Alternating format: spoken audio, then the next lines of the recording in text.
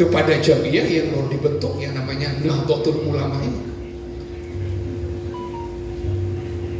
Tetapi kita tahu dari sejarah juga bahwa tidak mudah orang itu untuk menjadi pengurus NU pada fase-fase awal berdirinya, karena memang waktu itu ulama yang betul-betul ulama lah yang bisa gabung di Nahdlatul Ulama. Saya pernah dengar ceritanya almarhum almarfurlah Mbah Yai Mukhid Muzadi, kakaknya Ki Hashim Muzadi. Beliau adalah santri senior di Tebuireng, orang kepercayaan Hadratus Syekh, ilmunya tidak diragukan. Tetapi ketika dia daftar jadi pengurus, beliau nggak diterima waktu itu karena dianggap belum memenuhi syarat. Dan memang struktur awal NU itu memang heavy-nya, beratnya, fokusnya itu pada syuriah. Dalam kepengurusan awal, coba lihat di dalam sejarah, kepengurusan pertama Jamiah Nahdlatul Ulama itu yang banyak itu adalah syuriahnya. Sedangkan Tanfidiyah itu hanya 3, ketua yaitu Pak Hasan Kipo, kemudian penulis dan bendahara, 3 aja. Karena yang namanya Tanfidiyah itu ya hanya untuk tanfidh saja, sebagai pelaksana, executing body, menjadi lembaga yang mengeksekut kebijakan-kebijakan dari syuriah. Diperlukan orang yang memang punya pengalaman, gesit, lincah. Sedangkan kebijakan-kebijakannya itu dibuat oleh syuriah. Karena syaratnya ketat, pada awalnya NU itu memang tidak berkembang dengan cepat. Paling banyak itu hanya di Jawa Timur, sebagian Jawa Tengah, 1-2 Jawa Barat, di luar Jawa enggak ada. Nah, disinilah Bapak Ibu sekalian, Mbah Wahab sebagai orang yang kita kenal punya energi besar, punya gagasan-gagasan segar, dan berani mengambil keputusan-keputusan besar, berijtihad. Kira-kira dalam pikiran bahwa itu area NU Pak Gunungan, dia tak gelem aja. Maka beliau berijtihad sekitar tahun 52-53, beliau memutuskan untuk memperjuangkan agar NU itu menjadi partai politik. Maka berubahlah, tentu dengan sekalipun ditentang oleh sebagian para masyayikh yang tidak setuju, karena memang NU itu awalnya didirikan sebagai jamaiyah diniyah ijtimaiyah, misinya adalah liutammima makarimal akhlak dan rahmatan lil alamin. Kok kemudian mau dibikin partai politik? Ditentang oleh sebagian ulama masyayikh kita. Tapi Mbah Wahab tetap pede, tetap ngotot, dan pokoknya harus. Dan itulah yang terjadi. Kita tahun 55 sudah menjadi partai politik yang ikut pemilu pertama di Indonesia. Karena itu dibentuklah cabang-cabang dengan cepat. Cabang-cabang yang tadinya tidak ada NU-nya dibentuk cabang.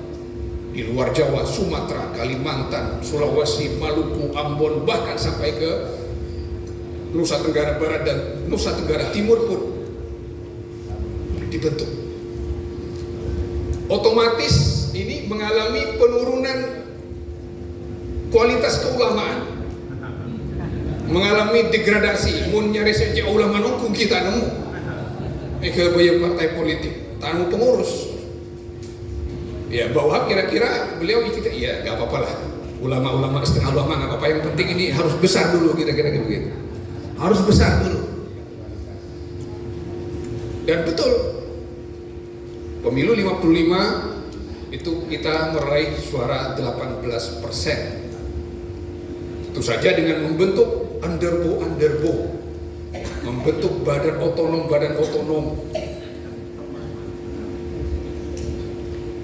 Maka dibikinlah ada Sarbu Musi. Waktu itu PKI bikin serikat buruh, saya lupa, NU bikin juga sarung musik, PKI bikin apa lagi, NU bikin pertanu, macam-macam, bikin underbu dalam rangka merekrut pengurus. Pengajian dibikin dalam rangka kampanye. Ini kalau menurut tafsirnya Gus Yahya, di sini lahir mubalik lapangan. Tadinya nggak ada kiai itu, tadinya ya hanya ngaji di pesantren. Kiai itu tadinya hanya murok imodok. Belum tak osong pengajian akbar di lapangan itu, waktu itu nggak ada. Pengajian akbar itu dibentuk dalam kerangka untuk mengembangkan NU di bidang politik, kemudian muncullah jurkam, mubalik, sampai lahir mubalik seperti sekarang ini. Jadi itu produk politik awalnya. Karena membutuhkan kemampuan orasi, keterampilan untuk khitobah. Ya kira-kira pelajaran khitobah itu ada di pesantren-pesantren ya setelah NU jadi partai politik. Begitu. Tetapi kemudian ini menyebabkan NU itu terpaksa mengalami penyesuaian kualitas. Maka kita apa cek ulama nungku ya tabrak lah. So, boleh tabrak. Maaf, ini 30 menit beneran nggak? Lanjut, ya.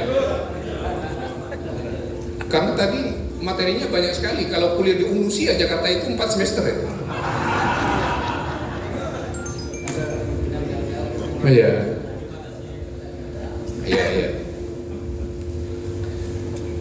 Nah, karena NU terjun ke politik, artinya nyambung dengan kekuasaan, maka kita terlibat dengan Gestapo, kita terlibat dengan Nasako dan segala macam. Dan NU dianggap berperan oleh negara dalam memberantas PKI, dalam membangun macam-macam. Makanya Pak Harto ketika dia berhasil merebut kekuasaan, merebutnya bagaimana tergantung sejarah siapa yang nulis. Tapi pada akhirnya tentara Angkatan Darat itu berhasil menguasai tampuk kekuasaan, mengendalikan situasi. Nah ini ceritanya pimpinan NU ketika itu ke Subhan, Bapak Subhan ZE ditawari sampai jadi wapres ya. Ini udah politik, udah masuk kekuasaan, jadi wapres. Pak Subhan ini adalah seorang tokoh muda NU, kaya beliau, dan juga punya pengaruh yang besar. Dan kata Subhan, saya nggak mau kalau wapres, saya maunya presiden. Oh NU 7 juta, waktu itu 7 juta, 18%. Sampai Angkatan Darat paling cuma 500.000. Gak mau Pak Subhan, harus saya presiden. Nah, karena nentang terus, maka Pak Subhan akhirnya meninggalnya tidak jelas. Wafat di Mekah, wallahu alam sebabnya apa, tapi yang jelas beliau tidak pulang kembali ke tanah air, wafat di sana. Dan pada pemilu tahun 71 Partai NU enyek. Banyak cerita kiai-kiai di sini, kiai-kiai di Pamekasan ini juga bagaimana kita dalam pemilu tahun 71 enyek disiksa dan segala macam. Dan Orde Baru waktu itu terus melakukan konsolidasi internalnya dan menggabungkan partai-partai agar lebih mudah dikonsolidasikan, disetel oleh kekuasaan. Sampai akhirnya difusikan.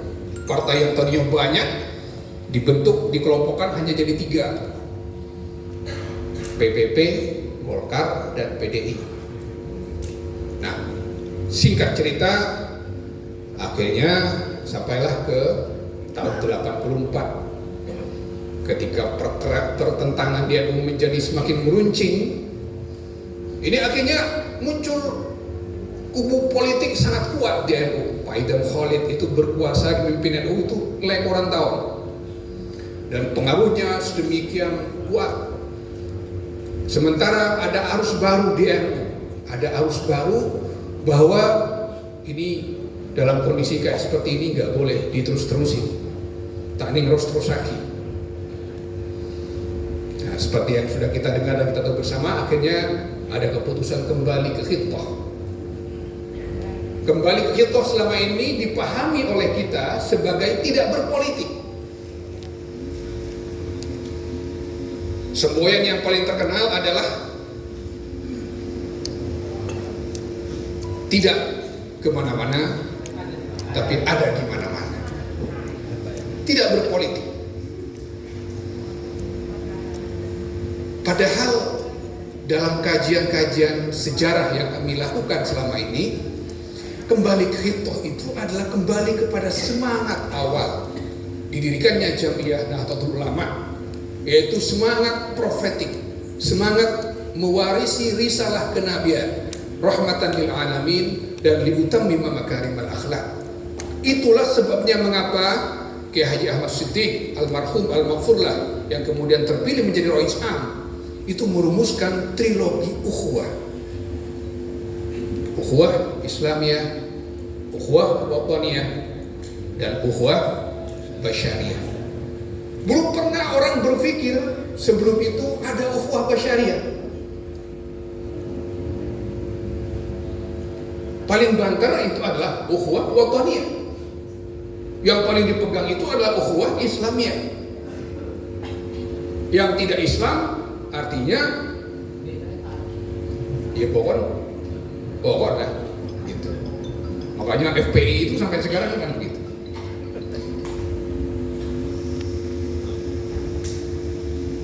Semangat untuk kembali ke khitbah, semangat untuk kembali ke spirit awal dan cita-cita besar berdirinya Nahdlatul Ulama itulah yang sebetulnya digagas pada muktamar tahun 84 di Pondok Pesantren Salafiyah Syafi'iyah Sukorejo, dan terpilihnya Gus Dur dan Kiai Haji Ahmad Siddiq sebagai duet Rais Am dan Ketua Umum PBNU itu menandai lahirnya era baru dalam Jamiah Nahdlatul Ulama, era menghidupkan kembali semangat, spirit dan misi awal akhirnya NU. Cuman sayangnya karena konteks dan situasi politik waktu itu yang ditangkap oleh publik dan disosialisasikan itu ada tidak berpolitiknya itu. Maka yang terjadi adalah penggembosan P3. Setelah 84 dalam pemilu 87 kita tahu bahwa P3 gembos-gembosnya. Karena pemahaman tentang khitbah dan kembali ke khitbah itu adalah tidak berpolitik. Maka NU yang ada di P3 karena tidak berpolitik lagi itu digembosi. Tidak tamu-tamu Kiai Haji Yusuf Hasyim Pak Ud almarhum al-maghfurlah berada di depan untuk melakukan gerakan itu. Tetapi dari kajian sejarah yang kami lakukan selama ini di PBNU, kami menyimpulkan bahwa sebetulnya substansi yang paling hakiki dari kembalinya kita kepada khitbah itu adalah menghidupkan kembali semangat spirit untuk rahmatan lil alamin, merawat jagat, dan liutammima makarimal akhlak, membangun peradaban.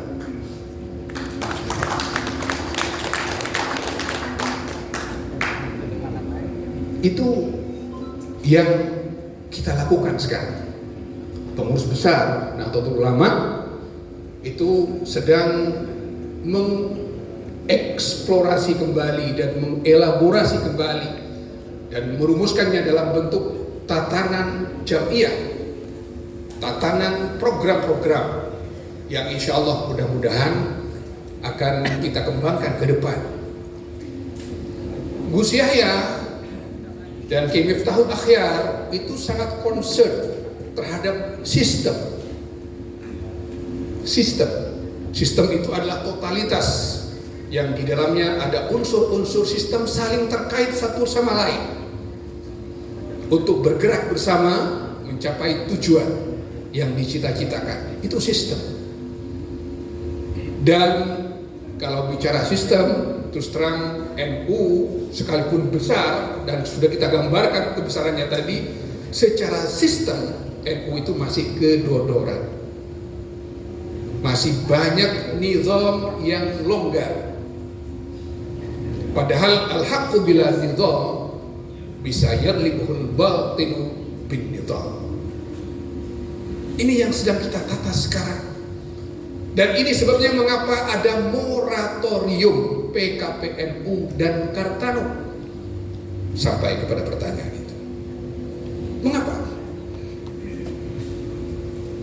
Karena soal nizam itu tadi, karena soal sistem itu tadi. Begini Bapak Ibu sekalian, diakui dan memang disadari PKPNU itu besar manfaatnya. Itu tidak diragukan, membangkitkan semangat, membangun ghirah, menggerakkan semangat ber-NU.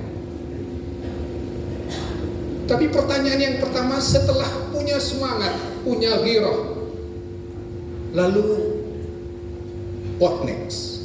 Mau apa? Diarahkan kemana? Oleh siapa? Untuk apa? Bagaimana? Ini tidak terjawab karena PKPNU itu tidak berada di dalam sistem NU. Jadi ceritanya PKPNU itu dulu dibentuk, dirancang oleh mantan Waketum PBNU Kiai Haji As'ad Ali. Ketika beliau jadi Waketum pada periode pertama Kiai Haji Sa'ad Agil Siraj sebagai ketua umum. Di tengah perjalanan beliau mengajak beberapa orang coba bikin sistem kaderisasi. Tetapi belum dimasukkan ke dalam sistem NU. Bahkan ketika Kiai Said Agil terpilih lagi untuk periode yang kedua dan Kiai As'ad Ali tidak lagi masuk di dalam jajaran PBNU, PKPNU belum masuk ke sistem. Bahkan muktamar di Jombang, muktamar ke-33 itu justru melahirkan sistem kaderisasi yang baru namanya MKNU. MKNU karena dilahirkan oleh muktamar, dia adalah legal, formal, sistemik. Sedangkan PKPNU itu berada out of the system. Karena tidak ada cantolan organisatorisnya, tidak ada cantolan strukturalnya.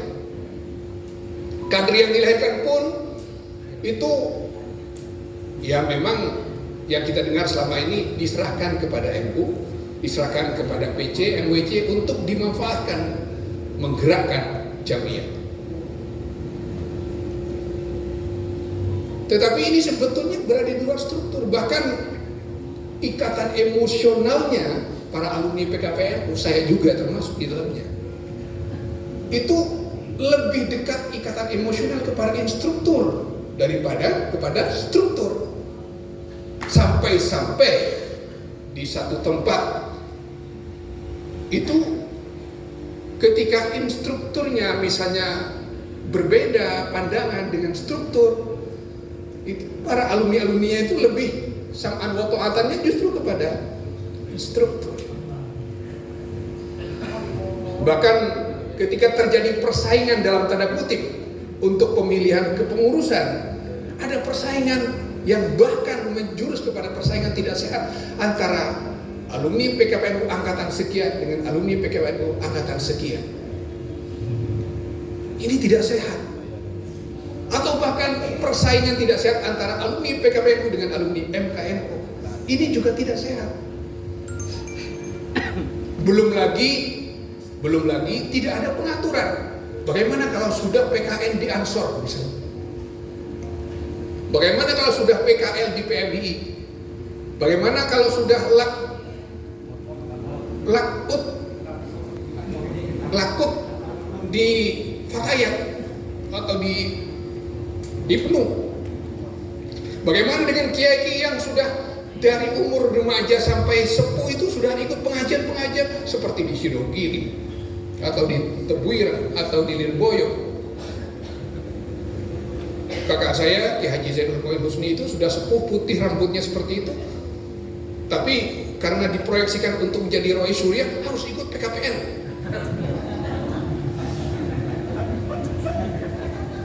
Padahal ya ilmunya mungkin lebih dari instrukturnya. Mungkin tidak ada muadalah. Tidak ada muadalah. Nah, inilah mengapa Bapak Ibu sekalian, PBNU melalui rapat gabungan Syuriah dan Tanfidiyah itu memutuskan untuk pending dulu, tangguhkan dulu. Ya, pakai bahasa keren moratorium dulu. Tapi celakanya karena pakai moratorium, tidak semua paham, dia nggaknya moratorium itu dihapuskan, dihentikan sama sekali.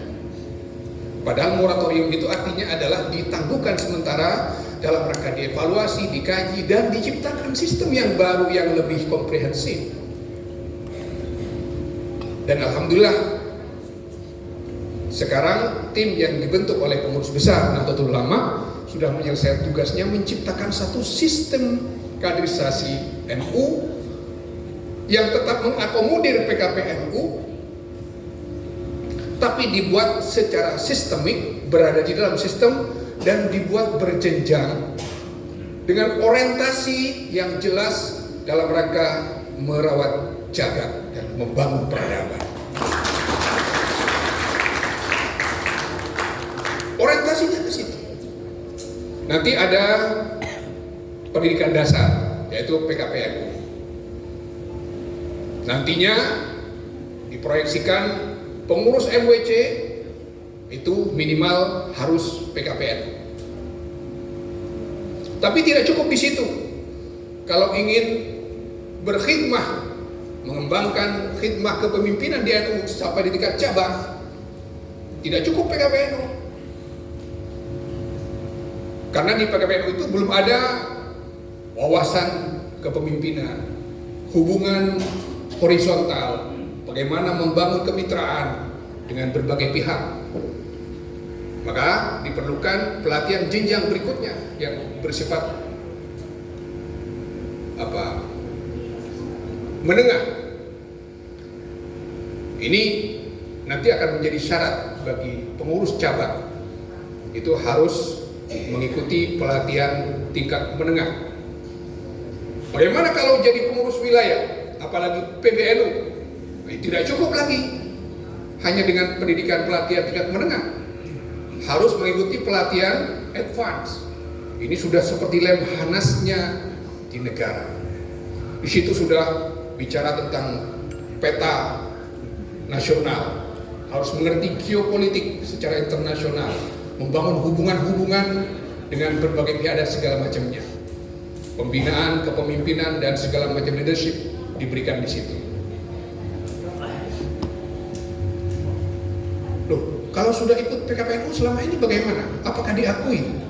Diakui. Bahkan tidak hanya itu, yang ikut pelatihan-pelatihan kader di tingkat badan otonom itu juga ada muadalahnya. Yang sudah ikut LKN-nya Ansor itu diakui turun 1 derajat sama dengan pelatihan menengahnya NU. Artinya tidak harus lagi ikut PKPNU, tidak harus lagi ikut pendidikan menengah, karena sudah LKN di Ansor. Begitu juga di Fatayat, begitu juga di PMI, begitu juga di yang lain-lain.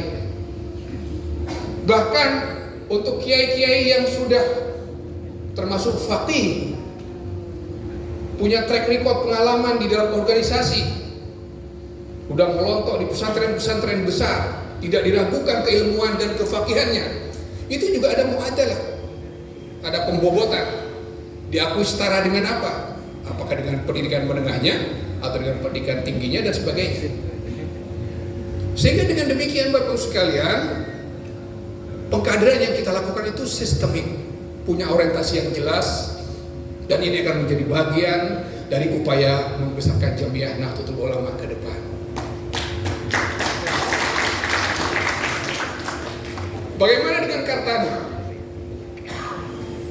Bukankah Kartano itu sudah sesuatu yang hebat? Kita sekarang zamannya teknologi, zamannya digital. Tidak perlu harus lagi daftar buka stambuk. Kalau dulu kan ada stambuk. Sekarang tidak lagi perlu stambuk, cukup daftar secara elektronik, secara internet, online, udah bisa. Kalau melihat produk hasilnya Kartano itu hebat. Kita bisa kacungkan jempol. Saya punya Kartano. Cukup dengan mengisi secara online, daftar, akhirnya disetujui, terbit KTA Kartano digital. Untuk membuat Kartano yang digital seperti ini tentu tidak bisa hanya dilakukan oleh manajemen asal-asalan. Bahkan sekarang itu harus dibuat oleh perusahaan yang ngerti tentang IT, perusahaan yang ngerti tentang information technology.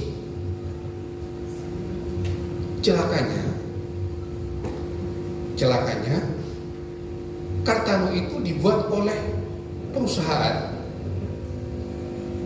yang memproduksi kartu identitas NU secara nasional, tapi tidak ada hubungan apapun antara perusahaan ini dengan pengurus besar Nahdlatul Ulama.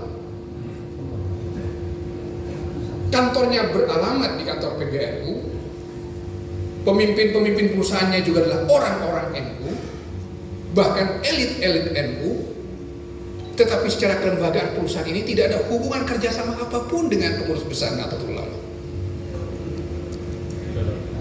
Lagi-lagi out of system, di luar sistem, tidak sistemik, tidak struktural. Lalu kemana datanya yang dihimpun sampai 1 juta anggota NU? Jangan tanya. Memang tidak ada hubungan apa-apa dengan PBNU. Kalau sampai bayar untuk Kartano, tidak perlu dilanjutkan lagi pembahasannya. Oleh karena itu, betapapun kita mengakui Kartano itu bagus, penting, hebat, tapi masa ini mau dibiarkan seperti ini? Tapi tolong ini hanya untuk intern kita saja. Tidak enak membicarakan keluarga sendiri kalau kedua. Ini kita moratorium juga. Khusus yang Kartano. Dan kita perlu menata lagi banyak hal yang lain. Banyak yang perlu ditata, banyak yang perlu dinizam lagi. Karena itu tanggal 20 besok ini kita PBNU akan menyelenggarakan konferensi besar Kombes untuk menuntaskan penataan organisatoris, membuat landasan legalitas dari berbagai bentuk kegiatan yang ada sehingga semuanya itu sistemik, struktural, dan organized. Saya ini mentingkan datang ke sini malam hari ini di tengah-tengah persiapan untuk Kombes, mudah-mudahan ada manfaatnya. Tahadus bin Ni'mah, saya steering committee, saya ketua SC yang harus menyiapkan materi Kombes itu. Sampai di jalan tadi, mulai dari Lomair sampai ke sini, saya Zoom meeting dengan pengurus-pengurus yang lain. Tapi saya sudah janji dengan Ki Taufik, saya akan datang di halal bihalal ini.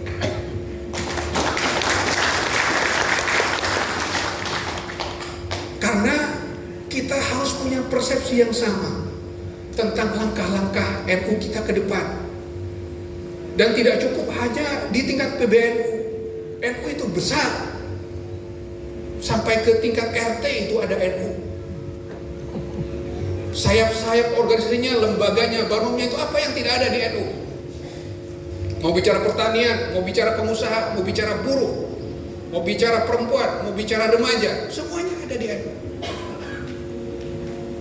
Tetapi secara nizam kita masih punya banyak pekerjaan rumah yang harus kita tata, harus kita perbaiki ke depan. Kalau Gus Yahya itu bicara tentang global, hadir kemarin di Muktamar di Rabithah Alam Islami, bicara tentang peradaban dan segala macam. Apakah sampai ke tingkat ranting kita semua harus bicara peradaban? Enggak. Kita harus bagi tugas. Di ranting ya bicaranya tahlil, akidah khamsin, ziarah kubur, tawassul, barokah. Itu yang harus ditanamkan. Jangan sampai anak-anak kita tidak ngerti akidah kita ini. Di tingkat MWC, bagaimana menata kelembagaan-kelembagaan di tingkat wilayahnya itu agar bisa berfungsi dengan baik. Karena itu Lailatul Ijtima' di tingkat MWC itu harus digiatkan, hidup, semuanya guyup. Di tingkat cabang itu bagaimana kita bicara tentang membangun kesejahteraan, kolaborasi dengan pemerintah daerah, kolaborasi dengan lembaga-lembaga horizontal. Di tingkat wilayah, bagaimana NU itu memperjuangkan aspirasi warganya, membangun kemitraan dengan gubernur, membangun jejaring dengan kelembagaan-kelembagaan keuangan regional, membangun kemitraan dengan Forkopimda, agar apa yang menjadi hajat hidup warga NU itu bisa diperjuangkan dengan mudah oleh wakil-wakil kita yang ada di lembaga legislatif ataupun yang ada di eksekutif. Dengan dukungan dan dorongan NU semuanya akan menjadi lebih mudah. Nah, di PBNU bicara yang lebih besar lagi, bagaimana negara ini agar semangatnya sejalan dengan semangat merawat jagat dan membangun peradaban itu. Jadi tidak kebiahuya, tidak total football semua bicara peradaban, tetapi tidak ada bicara yang tahlil. Ini juga nggak benar. Nah, bapak-bapak, ibu-ibu yang ada di ranting, bahkan di anak ranting, itu tetaplah ngurus akidah khamsin, ngurus musola, langgar, ngurus tahlilan, ngurus kamratan. Ajari anak-anak kita, jangan sampai mereka kemudian kuliah di kota, kemudian salah gaul, dan kemudian menjadi salafi wahabi karena salah bergaul. Ini yang menjadi pekerjaan rumah kita. Nah, ini semua perlu penataan. Ini semua perlu tatanan yang sistemik dan nizam yang baik. Kalau kita tertata, kalau kita terorganisir dengan baik, NU itu besar, mau apa saja ada. Dan ini sudah dibuktikan oleh pengurus besar. Dari muktamar sampai sekarang, Januari, Februari, Maret, April, Mei, baru 5 bulan. Baru 5 bulan. Tetapi hampir semua kementerian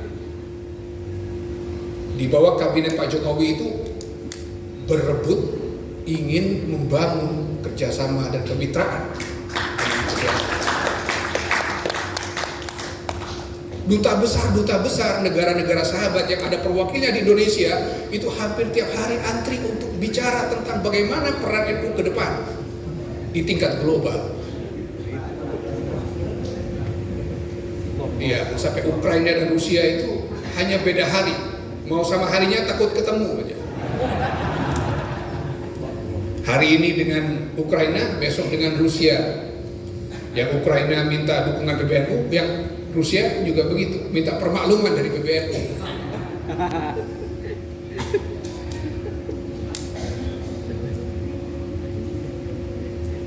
Dan kalau pakai logika prosentase, APBN sekarang jumlahnya kurang lebih mendekati 3.000 triliun. 3.000 triliun. Angkanya berapa 3.000 triliun itu?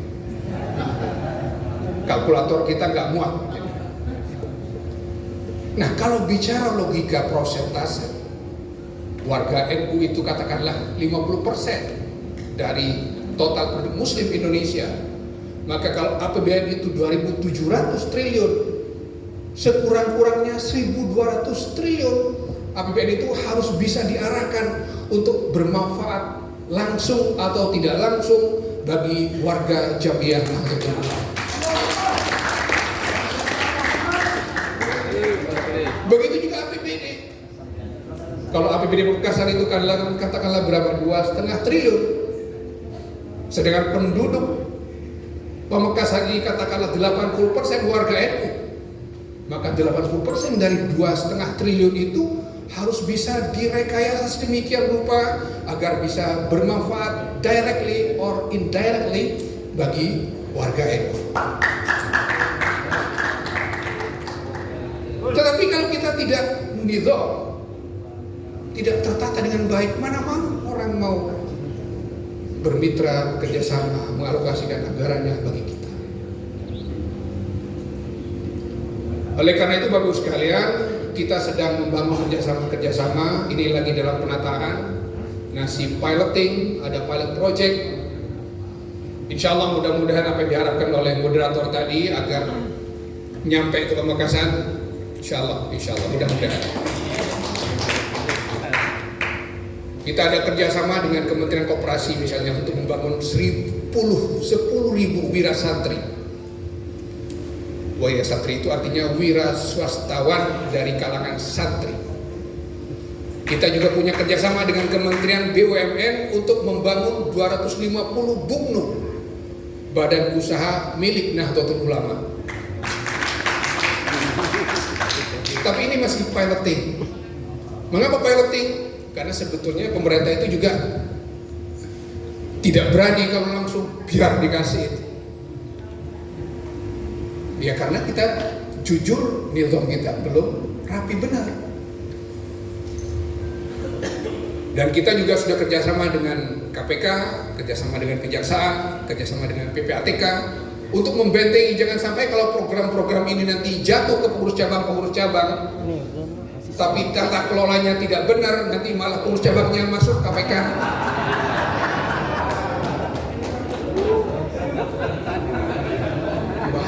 Bahaya.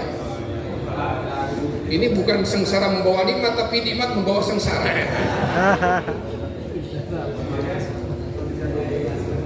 Ya.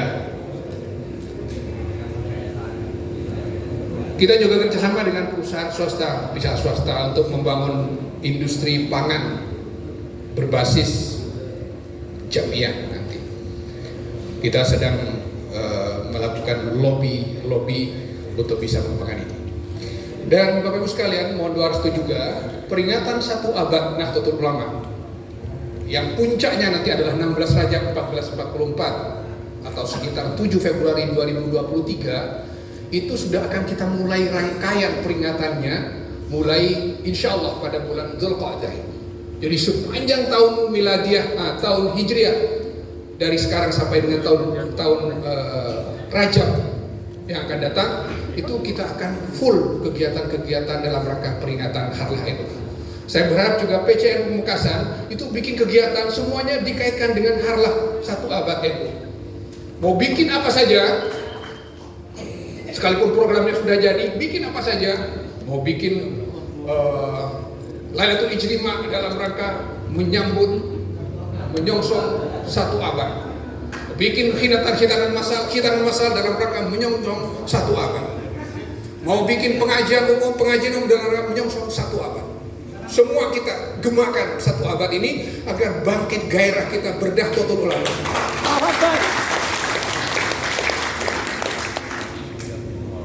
Pengurus besar sudah merancang event kegiatan. Insya Allah mudah-mudahan ini berkembang. Akan ada halaqah akan mengundang kiai-kiai dari seluruh wilayah untuk membahas tentang tema-tema aktual. Dalam rangka merawat jagat dan peradaban itu kita juga akan menyelenggarakan Al-Mu'tamar Ad-Duali fil Fiqhil Hadarah. Ada muktamar internasional tentang fikih peradaban, fikih hadarah. Nanti akan mengundang tokoh-tokoh muslim sedunia untuk bicara bagaimana peran umat Islam dalam memajukan peradaban di dunia. Kaitannya dengan agama-agama lain, insya Allah kita juga akan melaksanakan satu kegiatan internasional yang namanya R20, Religion of 20.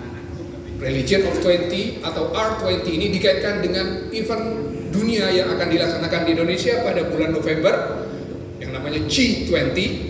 Kita NU punya hajat namanya R20, akan mengundang tokoh-tokoh agama sedunia, dan ini sudah mendapatkan restu dari pemerintah untuk dikaitkan dengan G20, sehingga apa yang kita pikirkan selama ini itu insya Allah akan semakin menggema dan menginspirasi dunia. Kemarin Syekh